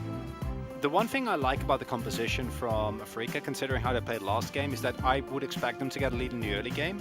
Playing this comp with a lead early on is super nice, right? Because you have so much poke, and the Lulu actually does provide you with a considerable amount of safety if the enemy doesn't find an all-in. Yeah. Problem is, Live Sandbox, they're really good at finding the all-in, right? And they have the tools, a single scatter, Effort finding the enemy backline, and it can all of a sudden be turned around. Think back to earlier tonight when Becca, it didn't influence the game at all, but the pick that he found into the enemy backline, right? Like with the Gragas, it's a champion that just does that so incredibly well. And I find this, after the first game, I'm not entirely sure what to expect, Veldes, in both a positive and a negative sense. So I'd rather just watch and see what happens. I think that's best for my sanity. Oftentimes the best thing to do. Just let it play out, see how it goes. You know, we know what tools Afrika has to get ahead in the early game on the top side of the map. They can punish Summit once again alongside of Croco up there would feel pretty nice. On the flip from side, ahead, as you mentioned, a pretty nice comp to play with. On the flip side, if Live Sandbox find a lead, then it becomes super oppressive to play against as well, because they will be able to force continuously, right? Because basically, actually not basically, literally everyone on the side of Afrika is vulnerable to a Gragas cask. The only one is the Dread, who's probably fast enough that it doesn't matter, but outside of that, if you don't have flash and Effort engages on you, you're 100% dead. And Afrika themselves have basically no engage. And yes, the poke damage will be considerable, but all of these things mean that if Afrika don't find an early game lead, they're in for a really rough time here. Yeah, maybe that's what we see. I mean, you were mentioning both these teams play a similar style. With Sandbox can certainly get ahead in the early game. I'm really curious to see how Prince's Ezreal is going to do, right? He is not the only player in the LCK that can play Ezreal. Of course, we have guys like Ruler, Deft, Bang can pick it up, right? Teddy, you know, the list goes on and on. But he is the one guy that is consistently playing it and is winning with it a lot on a team that's not winning a lot in general. And that's exciting for me, especially for a player that hasn't seen much fame or notoriety or anything just yet. Everybody's like, oh, he's kind of the new guy, and you know, he's been a little bit underwhelming. To see him come out on this pick and constantly perform has been really cool to see. And we joke around a lot, right? And I think there is valid criticism to be had of some of the drafting decisions that have been made, as well as some of the tilt that was very apparent with LIV Sandbox. Similarly to how we kind of criticize Afrika for their great early game and then less stellar subsequently everything, really. But there is a reason why these two teams are the weaker teams of the LCK, right? And it's because we want to see them do well. We want to see them progress and we want to see them develop. And both these two teams have showed moments of progression, have showed moments of development. And I just want to see it stick, fellas. I want to see them actually be better. So if Afrika take a super dominant 2-0 here with a stellar early game, I'm happy. If LIV Sandbox can learn from game number 1 and turn it around, I'm happy as well. Oh, Dread gonna face check on in here. Keen is trying to help out. Here's the 2v2 we were looking for. The damage comes out and Afrika get first blood again. Another stun comes in. And it doesn't look like Dread and Keen are gonna push the issue. They take that first blood and they run away with it. And yet again, it is Afrika that wins the early 2v2. And this time, gold lead, super big. There's no kill getting traded back. The only upside is that Summit can get back to his wave, but Croco opting into this early 2v2 with Yonar, I kind of, it's not okay. He's dead. Keen went back, bought items, Summit stuck around, and he just got one-tapped. He had no items he hadn't bought because he stuck around in the lane. He flashed as well. Yep.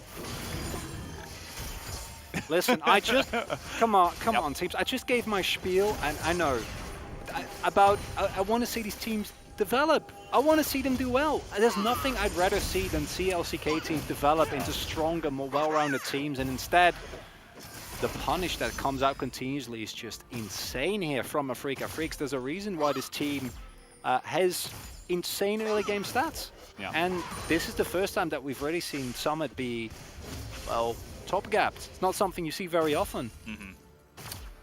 Yeah, and keep in mind, this was first pick 2 games in a row for LIV Sandbox. They clearly had faith in Summit to be able to blind pick into Keen, of all people, the Gnar.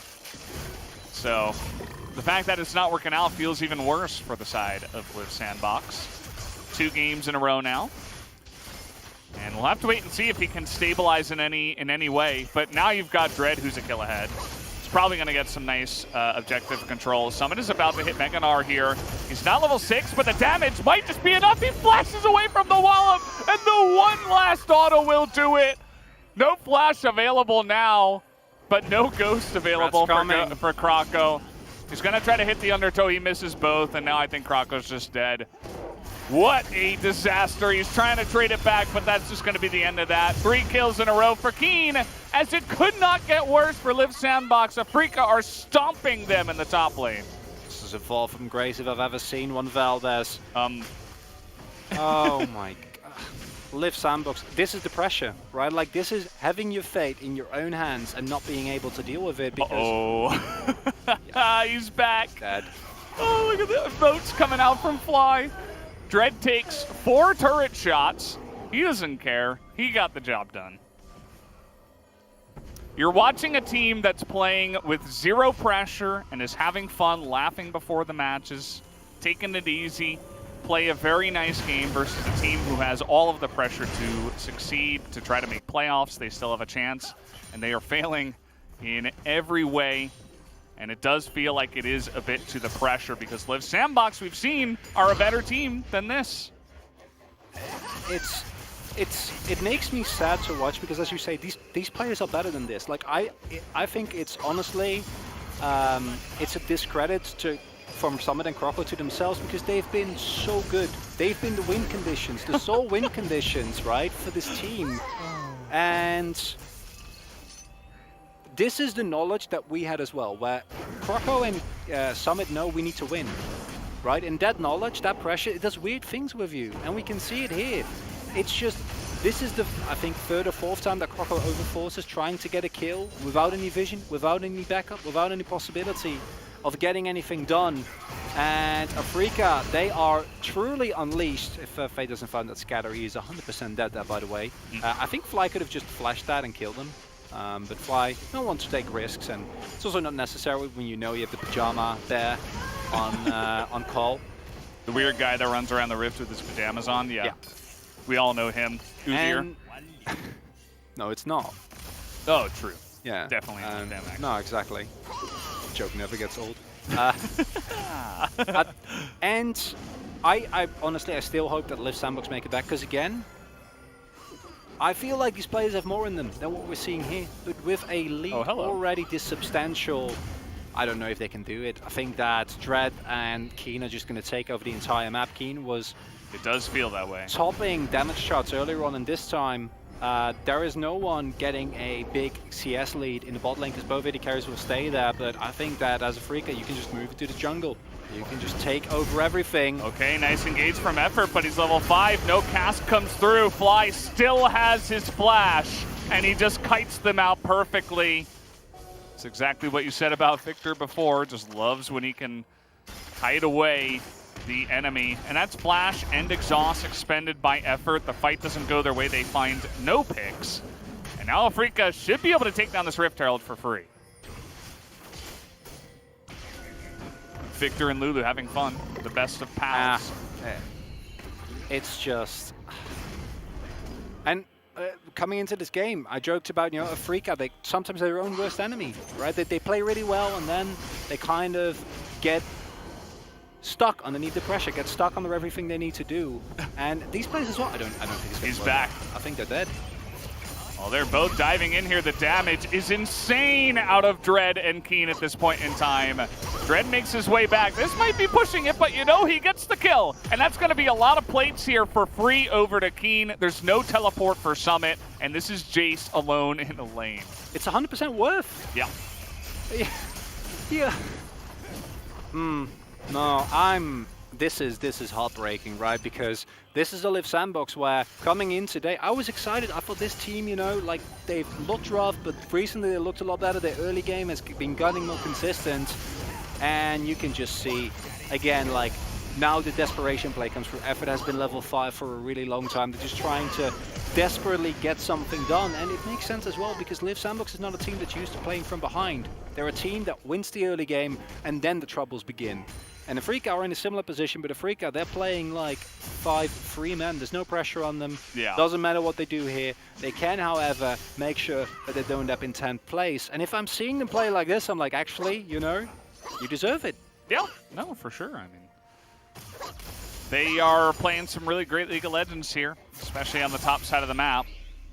It's been nothing but a huge top and jungle gap here in a couple of games in a row. And maybe it just took another early game team to shut down the early game power of Live Sandbox. We talked about who the best early game team in the LCK is. If it's not Dom1 Pia, it's probably Afreeca.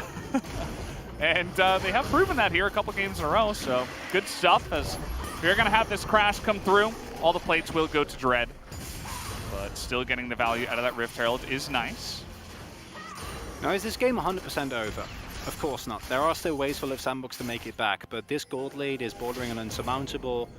We see Afreeca, they take over complete control of the enemy bot side jungle. They're going to get the first dragon of the game, which is a rather late one, but there's still 100-0 potential, but that's when we'd start taking a look at, okay, but you talk about 100-0, there's a lead on the enemy team. Oh, he's just killing him under the turret. The immediate follow flash here, as it cannot get more one-sided up there, up 2 levels. We also have a kill, or rather a fight, going on down here in the bottom side. Fly nearly gets picked off by that troop shot barrage, but that's the only thing that Afreeca have going for them. It's a double kill now for Bang, who picked up a plate earlier as well. This is just Afreeca in one of the most one-sided early games they've had, all split. Heartbreaking.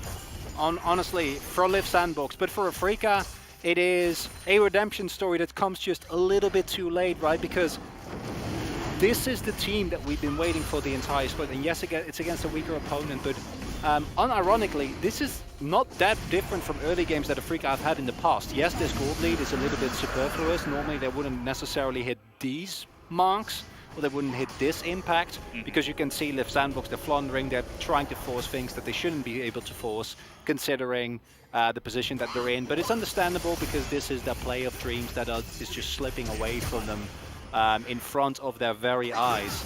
And on the side of Afreeca, all the good parts about Afreeca are still there, right? Dread is a monster, Keen is an insane solo killer who also is able to just push leads to the utmost extent.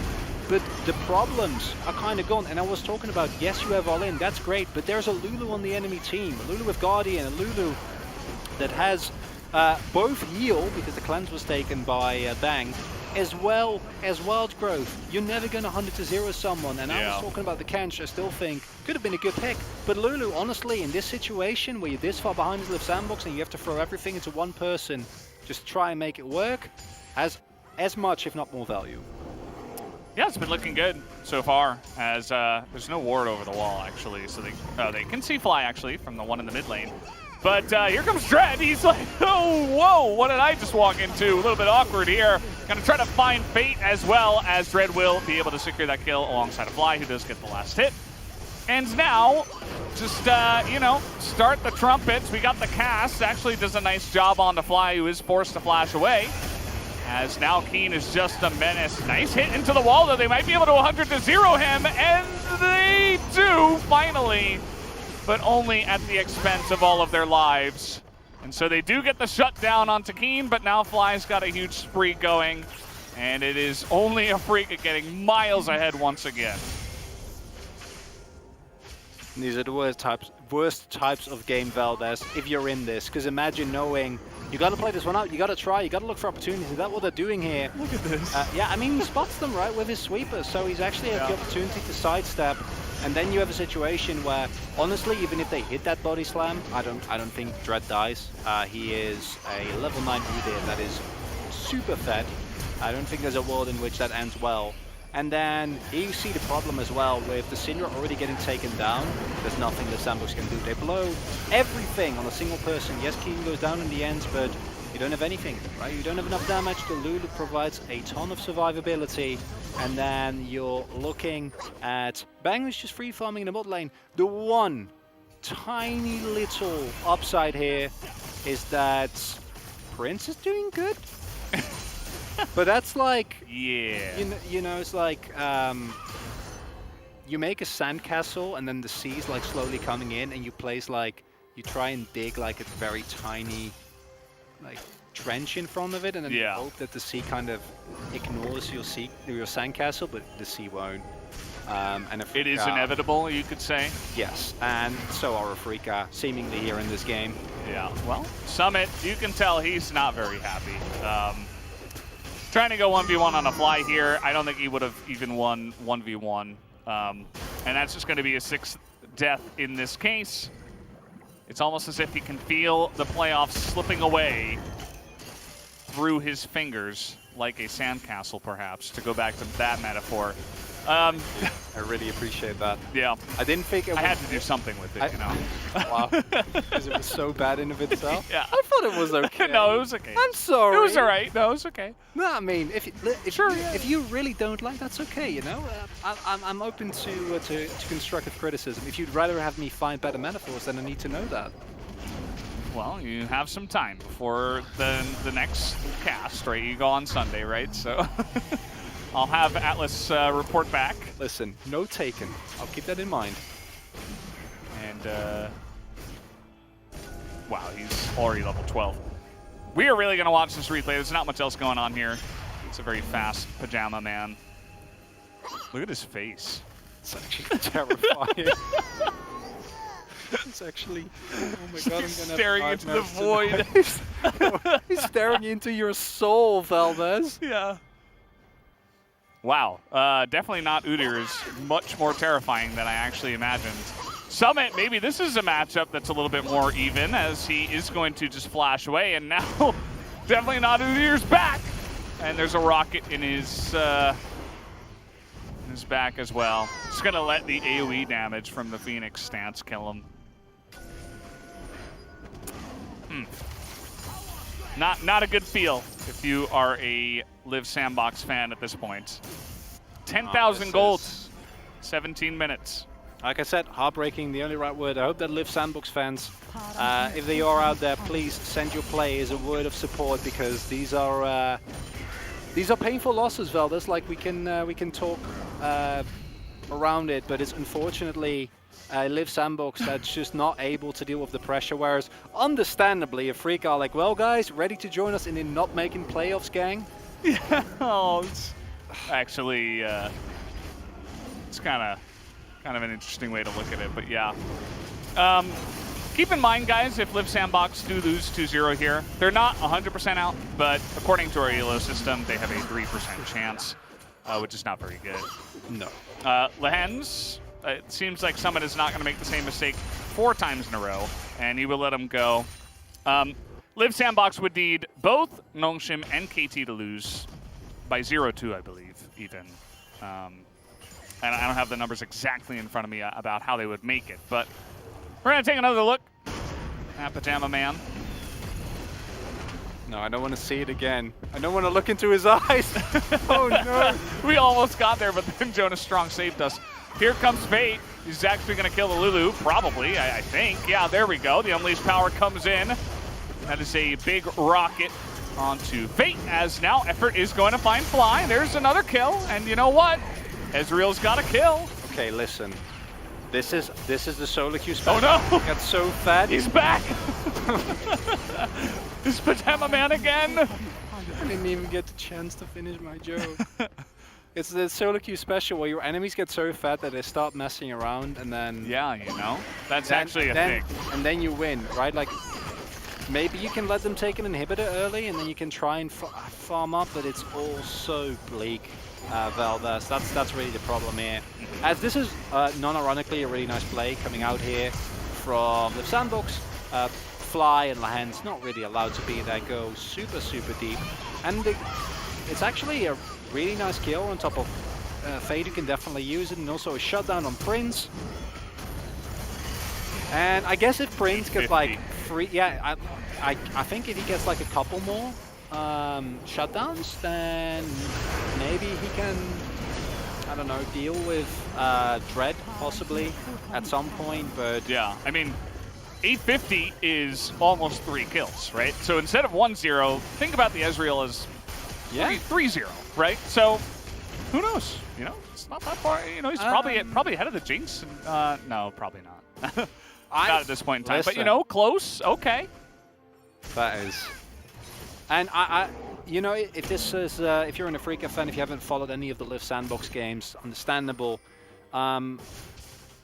Summon and Croco usually are the highlight of this team. And I think that Fate and Prince and Effort, like, oh, they've all been ramping up. But when you ask people, like, what are the strong points, right? Like a player like Croco that came in with relatively little hype, that has really been, well, inconsistent. One of the stronger junglers this split, and then you just see this, and you're like, oh no, that is not how you want your split to end. On the other end, though, because we keep going on about Live Sandbox, but Afrika, this is a victory. This is not one victory lap, this is multiple victory laps. Yeah, they're going in here. That's a really nice scat of the week. Fly is just gonna die, but it is a trade kill over to Bang. We'll probably take that. So you got the shutdown onto Fly before. But still a 1-for-1. Gonna secure the blue buff, all right. Still down more than 10,000 gold, but you know, this is one way to try to make it work. There is a ward now spotting them going onto the Baron.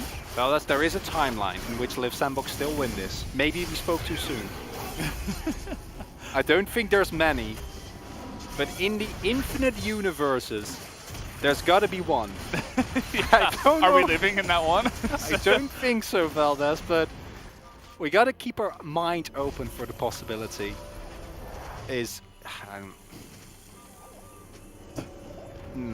Call on the train. Kind of what's happening here.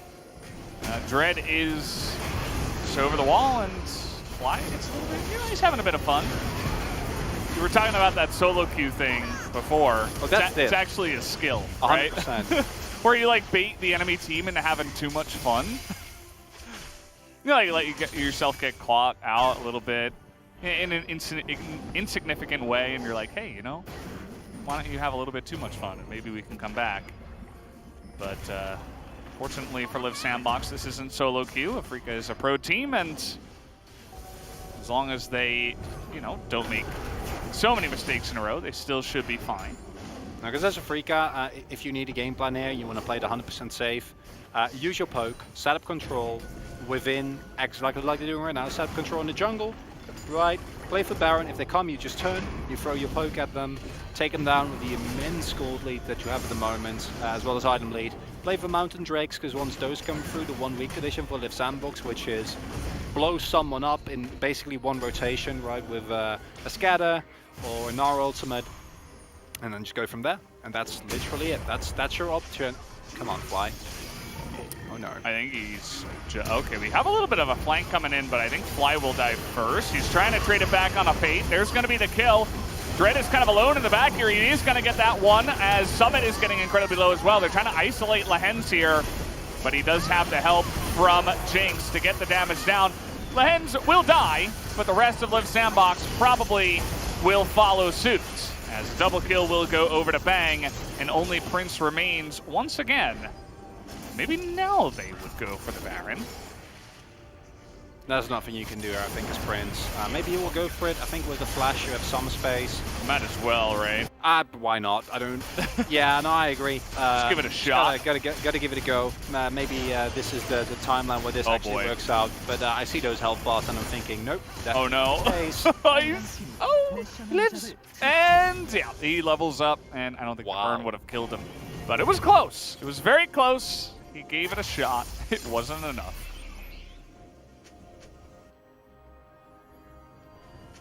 So, seen any good movies lately? You want to break down the analysis of this one? It's honestly, it's an insurmountable. I know you're being facetious, but I'm gonna humor you anyway. Here's what you see, because this actually in a normal game, this is a good play by Live Sandbox. I think you find an overextension here, and then you blow up the Victor, and then you go from there. Unfortunately for them, the item deficits at this point are so insanely big that unless you find every single member individually, you're never going to win a fight, because there's just too much damage, there's too much tankiness, there's too much everything available here.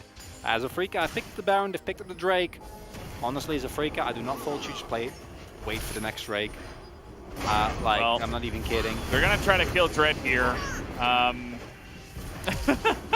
Okay, the flash over the wall. Maybe they will actually be able to get him. As the cast does come through, now he's trying to run away from the scatter, and he's not going to be able to. So they do get the definitely not Udyr, but at the same time, they're losing their turret in the mid lane. If Prince can finish Geraldo's Grudge, and he can actually get through these health bars and maybe poke, and not get hit by any of the poke from Afreeca, maybe. I actually honestly think that if Afreeca are not able to get more, then this inhibitor could be a net gain for the Sandbox. Unfortunately, they should be able to get more. The poke is absolutely disgusting. And this is a comically large gold lead that we have here at 25 minutes coming through from Afreeca, who...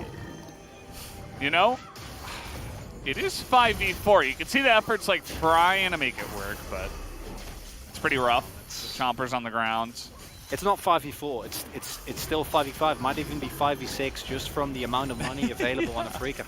No, I'm not, non-ironically, the item advantage is at least one more player. And with the scaling available on champions like Victor and Jinx, with a Lulu, it's even more. Yeah, that's true. The scaling factor is something that we haven't even really gotten a chance to talk about, just because of the amount of death and destruction that came out here. That it didn't matter what the comps were at this point, it just mattered that you killed them that many times. And yeah, Dread's back here. You can see that he's really fast, but actually it is a little bit difficult to get away from Summit from time to time. He doesn't have Baron buff, so actually his minions aren't insurmountable, although Summit does have to be careful about Dread's damage, as he does try to escort this wave through, and that's going to be the kill on the Summit. Here we go. Baron buff is down. And do they have the damage from Prince is really the question. Effort is going to survive. Prince is really trying to make it happen. Hopping forward, and they baited them in, but oh man. Oh man, the damage coming out from Afrika. Bang is just a one-man army at this point in time. Triple kill comes out from him. Had a little help from his friends. As Afrika don't really care, they're just going to take the game. Afrika scarred by many a defeat, taking it as slow as they humanly could. But it makes sense in the context of what we've seen from them this split. Redemption games coming through here from Bang, but in the end, as a whole, it's Afrika who get a win that for them means that I think gives them a shot at not ending in 10th place. And sure, it's not a playoff spot, but it's still, you're going to take it, whereas LIV Sandbox, we've said it multiple times, I'm going to say it again, this team is better than this. We've seen them play better, the pressure got to them, and they completely crumbled. They absolutely did. That's really the story of today, as it's all happy faces here on the side of Afrika. Even Fly's got a smirk on his face. He was having a bit of fun on the Victor at the same time. And as you mentioned, Chronicler, you are correct. Afrika do avoid 10th place, I believe, for now. I don't think it's 100% that they avoid it with that win, but a 2-0 will certainly help them avoid that. But really the real story, as we've been talking about before, is how LIV Sandbox now, their chances of making it into playoffs are pretty much gone. It's not 100%. They have like a 3-4% chance based on our ELO prediction system. But they need a lot of other stuff to happen, right? Nongshim needs to lose. KT needs to lose. They need to defeat DRX probably 2-0. And all of these things tied in together, it's really not looking good for LIV Sandbox from here on out. You know who's the real winner of this game? Nongshim. The fans. I mean, yeah, true. Afrika fans, definitely. And like I've said countless times, I believed in Afrika, then in the mid and later part of the split, not so much. It's just a shame that we didn't get to see this game play so freely, play without the restraints of already their own failures that we saw throughout the beginning and the mid half of the split. Because this early game, this is what it can turn into. The game at the moment is pretty snowbally, and it also shows that LIV Sandbox, it just wasn't meant to be. And it can still happen, right? But like the scenarios, there is the one timeline, but there wasn't enough for Afrika. Yeah. It wasn't enough for Fredabri, and I'm afraid it won't be enough for LIV Sandbox, who up until this point had control of their own fate, were able to make it on their own strength. Unfortunately not the case anymore. And I think as a LIV Sandbox fan, that's ones you want to forget as soon as possible. For sure. And by the way, guys, that was Afrika's last match of the split. So we saw all of the Afrika games. They're not making playoffs. There's no relegations, of course, as we are now in the franchise system. So I hope we all enjoyed their games. They certainly ended it on a bang, right? They weren't even smacking them with their wallets. They were like smacking them with a gold bar or something. They had so much money.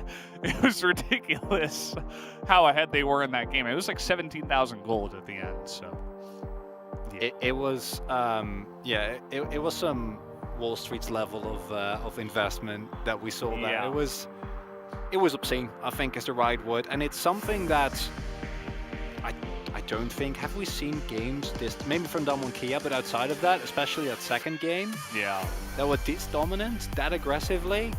Probably not, and Afrika finally live up to their early game, and LIV Sandbox not able to handle it in the very end. Yeah, well, we have the highlights ready. We're going to take a look at some of those lights, at least, as we do get to see it all get started up on the top side once again. 2v2. Seemingly easily navigated here by Afrika. And I'm not a fan to blame, look at draft and immediately blame the place of blame there, and I think that there's also plenty of mis-execution coming through here from the Sandbox. Yes. But regardless, this is a team that was also known for R5ing Aatrox when it wasn't very strong anymore, right? Yeah. That has just belligerently stuck to their guns in situations where it's clear that the evidence suggests that you need to pivot, and whatever your pivot may be, it needs to pivot. That Kaiser blind pick punished insane amounts. Here the Gnar twice in a row. Exactly the same situation happens. Red side first pick blind Gnar, I think, was what did it for me. That was the one thing today where I was like, man, I don't know what's going on. kind of brings me back to the beginning of spring where we were like, there's so much priority on this Gnar pick and it just keeps losing. This is kind of like the series that we saw today, kind of harkens back to some of those series from the beginning of spring. I don't even think the Gnar is a bad pick. It's just you can't interkeen, you can't blind pick it. Like you just for more than one reason. Yeah, right. And okay, listen, I was not a fan of the R1 blind pick Gnar in game number 1. That's one thing, but then to do it again in game number 2, that's what really kind of hammers it home. If you have someone just say, listen guys, I'm not playing better than Queen today. Just give me Gragas, right? Just give me something that will always have value, that will just neutralize the lane completely, that will absorb pressure, and leave it at that. I feel like even considering the fact that you've historically looked at Croco and at Summit as your win conditions, it's not like Fate and Prince had bad games. Obviously the Kaiser game wasn't great, but like this Ezreal game, if you just have a top laner that doesn't have to win early and can just farm and absorb, if you have anything going on. Yeah, you might honestly be fine. It won't be this game. It won't be so much tilt. It won't be so much pressure. Prince looks good down to the end of it, you know. I'm kind of sad he got a loss on his Ezreal, you know. Because, yeah, I agree. Alone by himself, you know, it was good. It's a bittersweet ending. I don't know. You can see Lehen's face. He's like, kind of lets in a big sigh. He's got like a little chuckle going on. As, you know, they get the win, but I think he said, let's do well in the next split. And you know what? There were some things you see here where it's like, again, the hope is there for this Afrika roster. It's just we didn't see it all the time in spring, obviously, as you can tell by their record. But the pieces are there. Maybe they can make it work in summer. As you see, this one, 27 minutes, 43 seconds. Probably didn't even need to be this long, but even Afrika started to have some fun in the mid-game. But it was still a smash. As Afrika, you take those. That's all we can say about that one. As LSBㅣ you have to dig deep, and I'd argue completely reevaluate how you look at your drafting patterns and like your overall execution and gameplay plan within a best of 3, because I feel if you pivot to let's try and enable Prince, you know, like that first game. Listen, Summit Croco, a bad game happens. Keen and Dread are really good. Just take the pressure off them, give them something scaling, see if you can win at the back of team fights. They went to all in, and it didn't work out. Yeah, it didn't work out, but we'll see what happens in the future as we do have the analyst desk ready, so I'm going to hand it over to G-Sun for the